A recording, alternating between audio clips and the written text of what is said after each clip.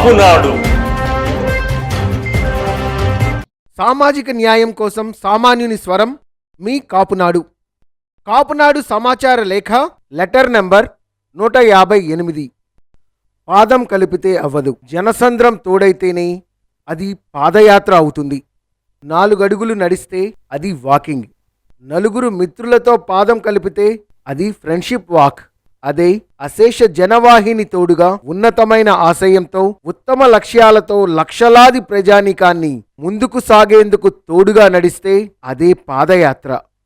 రాజకీయాల్లో పాదయాత్రలు సర్వసాధారణమే అని అనుకుంటే అది పొరపాటే.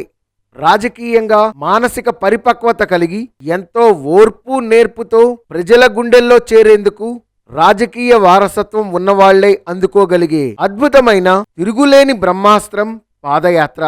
తండ్రి మరణం నుంచి సానుభూతి పొందేందుకు ఓదార్పు యాత్ర ద్వారా పరిపక్వతకి ఆమడ దూరం నుంచి మొదలుపెట్టినా ఏం చేశాడో ఎలా చేశాడో కానీ అది దుర్బుద్ధే కావచ్చు. రెడ్డి కులాన్ని సోపానాలుగా మలచుకొని పాదయాత్ర పూర్తి చేసి రాష్ట్రంలో పాతుకుపోయే దిశగా అడుగుల్ని రాజకీయ పావుల్లా కదిపి అడ్డగోలుగా రాజ్యాధికారాన్ని అందిపుచ్చుకున్నాడు జగన్. నేతి బీరకాయలోని నెయ్యిలాగా ఇతర సామాజిక వర్గాలకు అధికారాలు లేని సామాజిక న్యాయంతో తన రెడ్డి సిద్ధాంతాన్ని జోడించి కాపు, వెనుకబడిన తరగతులు, ఎస్సీ, ఎస్టీ, మైనారిటీ, ముస్లిం తదితర వర్గాలకు ఎనలేని ద్రోహం చేస్తూనే ఉన్నాడు. జనాభా దామాషా ప్రకారం కాకుండా తన అరాచక అధికారాన్ని ప్రశ్నించే వర్గాలకు కాకుండా అత్యల్పంగా ఉన్న వర్గాలను ఏరి కోరి వారికి పదవులిచ్చి ఇదే సామాజిక న్యాయం అని ప్రజలను మభ్యపెడుతున్నాడు. ఇప్పటిదాకా జరుగుతున్నది సజ్జల, విజయసాయిరెడ్డి, పెద్దిరెడ్డి, అయోధ్య రామిరెడ్డి, వైవి సుబ్బారెడ్డి తదితరులకు రాష్ట్రాన్ని ముక్కలు ముక్కలుగా చేసి ఒక్కొక్క ముక్కకి ఒక్కొక్క సామంతరాజులుగా నియమించాడు. దీనికి తోడుగా తన మంది మాగదులుగా సజ్జల రామకృష్ణారెడ్డి కుమారుడు సజ్జల భార్గవరెడ్డి, పెద్దిరెడ్డి రామచంద్రారెడ్డి కుమారుడు మిథున్ రెడ్డి, లేళ్ల అప్పిరెడ్డి, పైరెడ్డి సిద్ధార్థరెడ్డి, ఊరు పేరు లేని విజయసాయిరెడ్డి అల్లుడు తదితరులందరినీ 2వ తరం నాయకులుగా పెంచి పోషిస్తున్నాడు. సామాజిక న్యాయం అంటే ఇదే కదా. సమాజం పట్ల ఏమాత్రం శ్రద్ధాశక్తులు లేని ఇలాంటి పులకేసి ఒకడు తాను నడిచిన మార్గంలో మరొకరు నడవకూడదని దాన్ని మొత్తం తగలబెట్టించాడట. చివరికి ఆ అగ్గి అతన్నే బుగ్గి చేసేదాకా వదల్లేదన్నది మీకిప్పటికే అర్థమై ఉంటుంది. ఇప్పుడు తనలాగా మరెవ్వరూ పాదయాత్రలు చేసి తనకి పోటీ రాకూడదని ఆశిస్తున్న మన పులకేసి కూడా అదే దారి పడుతున్నాడు. ఎవరైనా పాదయాత్ర అనో జనయాత్ర అనో వారాహి యాత్ర అనో మొదలెడితే పూనకాలు లోడింగే అక్కడ. రాబోయే వారాహి ప్రభంజనాన్ని తట్టుకోవడానికి ప్రాక్టీసుగా ప్రస్తుతం తెలుగుదేశం పార్టీ చేపడుతున్న అటు లోకేష్ యువగళం గాని ఇటు చంద్రబాబు యాత్రని గాని ఆపే విఫల ప్రయత్నం చేస్తున్న విషయం మనం చూస్తూనే ఉన్నాం. దీన్ని ఆపగలిగితే రాబోయే వారాహి సునామీ తాకిడిని తట్టుకోగలమన్నది జగన్ ముఠా ఎత్తుగడ.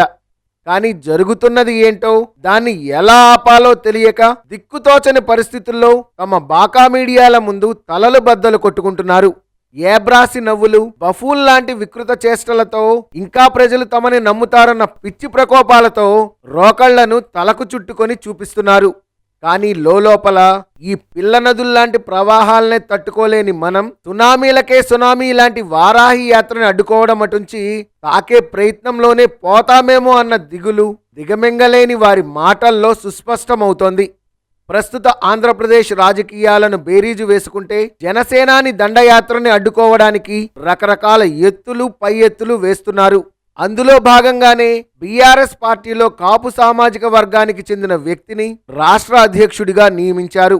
ఈయన కూడా ఒక వెలమ దొరకి సామంతరాజే తప్ప ఈయన కాపుల్ని ప్రభావితం చేయగల రాజకీయ నాయకుడిగా మనం చూడలేం. వైఎస్ఆర్ కాంగ్రెస్ పార్టీ రెడ్లది అయినప్పుడు తెలుగుదేశం పార్టీ కమ్మలది, బీఆర్ఎస్ పార్టీ వెలమదొరలది. మరి జనసేన ఎవరిది?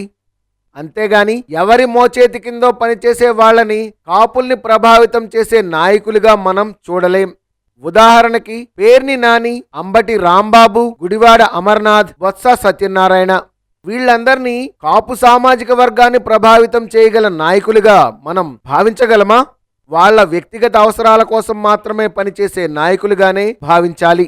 వీరు ఎవరైనా సరే 2024 ఎన్నికల్లో వారాహి రథ చక్రాల కింద నలిగిపోక తప్పదు. ఎందుకంటే వారాహికి రక్షణ కవచంగా కాపు, ఎస్సీ, ఎస్టీ, మైనారిటీ, ముస్లిం వెనుకబడిన తరగతులకు చెందిన వాళ్ళు అండగా నిలవబోతున్నారు. ఈ మహాయజ్ఞంలో ఇప్పటిదాకా అధికారం అనుభవించిన వాళ్ళు, కొత్తగా అధికారంలోకి రానున్న వాళ్ళందరూ జనసేన అండదండల కోసం తహతహలాడుతుండడం మన విజయానికి స్పష్టంగా కనిపిస్తున్న శుభపరిణామం. తమ పొరుగు రాష్ట్రం అసమర్థుల పాలనలో నలిగి కష్టాల్లో కడతేరుతుంటే అందులోంచి తాము అభివృద్ధి చెందుతామనే దుర్బుద్ధితో ఆ అసమర్థుల్ని అడ్డం పెట్టుకొని అప్పనంగా రాజ్యాధికారాన్ని, రాజ్య సంపదని దోచుకుపోదామనుకుంటున్న దొరల్లా చలామణి అవుతున్న దొంగలకి వారాహి ఒక మింగుడు పడని కొరకరాని కొయ్యలా తయారయ్యిందన్నది వాస్తవం. రాష్ట్రంలో ఎన్నికలకు దగ్గరయ్యే కొద్దీ ఆ వేడికి కాపు సామాజిక వర్గం నుండి సిద్ధమవుతున్న నేతలు, ఇప్పుడే రాజకీయం మొదలుపెట్టిన నాయకులు, ఓటుకు సిద్ధమవుతున్న సమరయోధులు పొంచి ఉన్న ఈ ప్రమాదాన్ని కూడా పరిగణనలోకి తీసుకుంటేనే ఈ దుష్ట క్రీనీడల నుండి సురక్షితంగా బయటపడి బహుజన రాజ్యాధికారం దిశగా అడుగులు వేయగలుగుతారు. అభినందనలతో గాళ్ల సుబ్రహ్మణ్యం, కాపునాడు జాతీయ అధ్యక్షులు. Please subscribe our channel.